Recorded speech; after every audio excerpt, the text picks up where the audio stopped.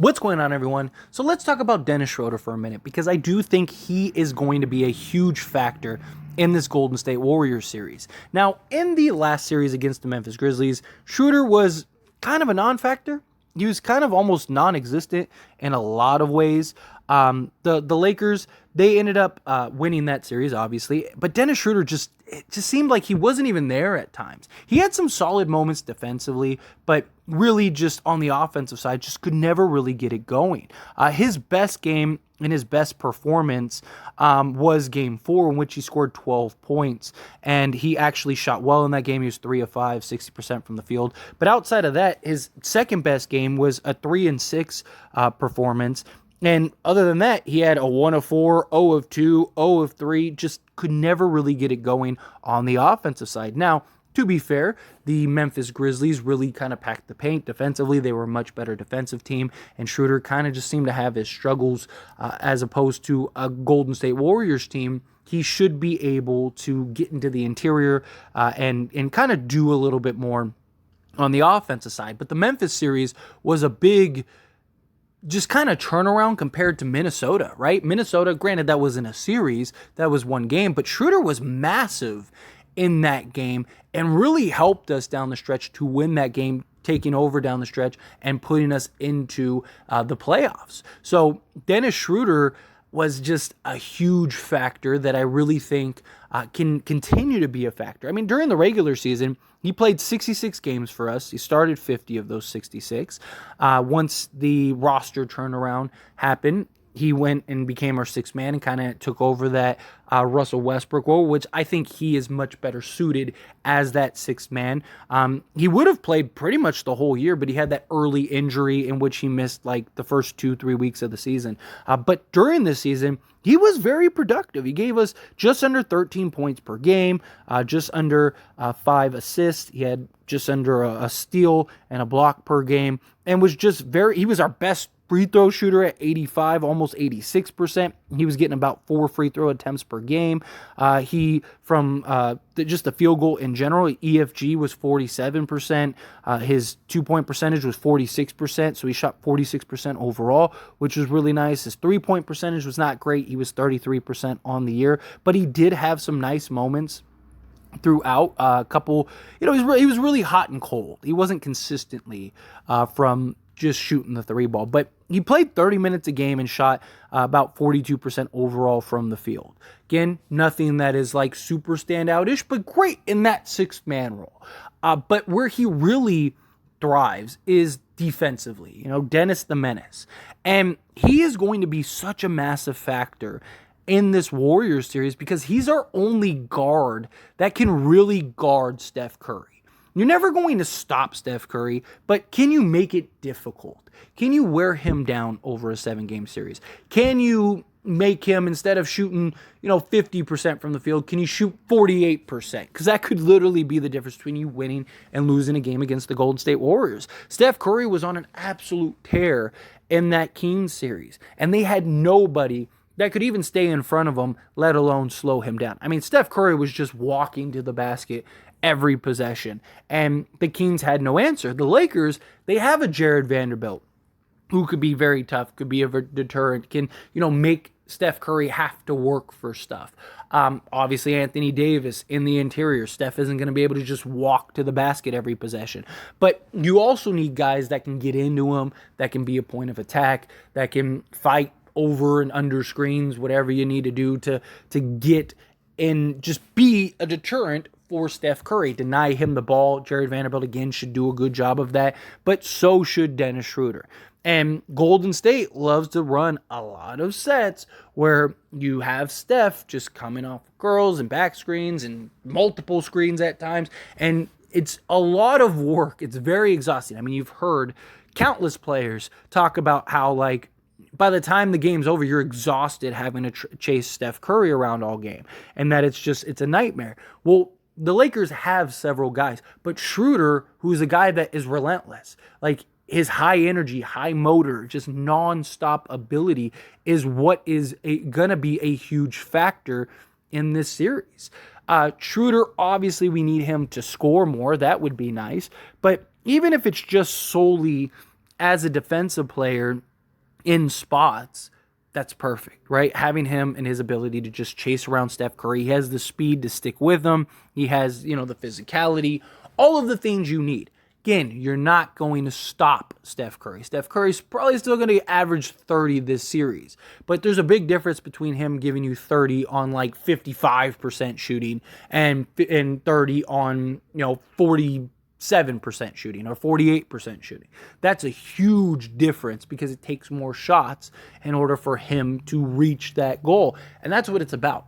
That very well, those little margins are the difference between you winning and losing games and winning and losing an entire series. The Lakers are going to have their hands full and they're going to have their defensive tested against the Golden State Warriors. But if Schroder can do that, that will be huge. Also, the Golden State Warriors really struggled badly during the regular season. Again, playoffs is much different than the regular season, but there are a lot of things that you can look at and take away that can translate well come the playoffs. One of those things was Schroder and D'Lo on the court together, which I do imagine Darvin Ham will do that. The Warriors really had their struggles of staying in front of D'Lo and Dennis Schroder. D'Lo is very familiar with the Golden State Warriors. They also don't really have any great defender. They don't have the defenders that the Memphis Grizzlies had. And D'Lo, even through that defense, was still able to get to his spots, was still able to knock down the mid-range and shoot the ball well and play off the ball, play on the ball, get some assists. Schroder is just a completely different pace and a completely different level almost. Not so much talent-wise and skill-wise, but just when you're talking about the types of playing styles and the speeds and stuff, D'Lo is very slow, very methodical. He's moving almost in slow motion out there, where Schroeder's just 100 miles an hour all game long. And you see the Warriors had trouble with that because it's like, okay, well, we can't, like if you put, say, Clay, Schroeder's just going to blow by him. If you put Clay on D'Lo, D'Lo's just going to kind of walk his way to the rim. And it's like, okay, well, you can't put Steph on either of them because, again, he's just, they're both, D'Lo's got some good size to him. He can back him down. He can just get to his spots. Like, it became a real challenge for them with that Schroder and D'Lo lineup. And I expect that to continue to be a factor. And I do think Schroder will have a better offensive output this series than he did in the previous series because he'll be able to get to the rim easier. They won't have a Triple J as a deterrent to block his shot and just make things difficult. They don't have the guard defenders that can, like Jordan Poole isn't going to be able to stick with Schroder. Steph isn't going to be able to stick with Schroder. Clay isn't the defender that he once was. He doesn't have the foot speed that he once did. Not that he was like some super fast defender anyway, but Schroder should be able to get to his spots, be able to get to the rim, and probably generate relative easy buckets. And I really hope that Schroder also on that drive and that penetration is looking for the shooters, because I think he's going to get a lot of opportunity to drive into the paint, operate and pull up in that mid-range, which we've seen him and his ability to be able to do, which also we saw the Sacramento Kings give the Warriors trouble with that, right? Their speed with their guard play, being able to get into the interior and operate in that mid-range became a problem. D'Lo, Reeves, Schroder, those guys are really going to be able to do that. Schroder loves to just kind of stop on that dime, pull up, knock down like that little free throw line jumper, or that little long high floater. So I could see Schroder being able to get in and do that on several occasions, maybe even on at will at times. But when they do make the adjustments and collapse, I hope Schroder is keeping his head on a swivel, so to speak, to be able to find the open man, find the open shooter, maybe even get some cutters that are kind of going backdoor that Schroder can kind of just dump it down to. I could see a lot of pick and roll with Schroder and say a LeBron James, especially an Anthony Davis, that big, small type of just rotation, because it's going to make things very difficult and very challenging for the Warriors. The Warriors had a lot of issues with De'Aaron Fox, and last season in a series, they had a lot of trouble with Ja Morant. Now, Dennis Schroder, I'm not saying is as good as those two guys, but he's a very similar play style kind of guy, right? Especially closer to Ja, where he can just get downhill, get to the basket. He's not as a high flyer, hyper crazy athlete. Again, I'm not saying Dennis Schroder is as good as those guys, but the play style of just, let me quickly get to the rim, try to get layups, try to generate buckets, knock down a little floater, whatever, finish over contact, draw a foul, things like that.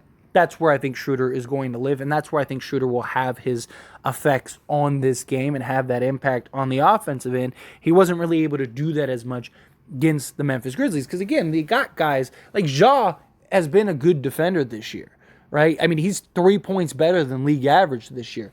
Desmond Baines, again, another good defensive guy. He's 3 points better than league average. Dylan Brooks, as much as we like to clown and make fun of Dylan Brooks, he's known for being a good defender. He's got some size, better, lower center of gravity, all of those things. Those are all very big defensive impacts that the Warriors just don't have. And so it'll be easier for Schroder to get to his spots, but also he won't have to worry about a Triple J who's standing there getting ready to block his shot. It should be a lot easier. And then Dennis Schroder and his ability and his foot speed to be able to stay with Steph Curry, to chase him, 95 feet, all of that stuff, I think is going to be very massive. So I think look for Dennis Schroder to have a huge impact in this series. Huge impact in this series. I wouldn't be surprised if we win a couple games because Schroder just is just taking over, because he's going to have that ability. And we've seen him and his capability of doing so. So Schroder may end up being a big, big factor in the series. But anyway, again, as always, this is a discussion, so I pass the question on you. Let me know your thoughts and opinions down in the comments below. What do you think? Do you like Schroder? Do you think, yeah, you're right, I think Schroder is going to be great? Do you think he won't? How do you feel? Whatever your thoughts are, love to hear it. Let me know down in the comments.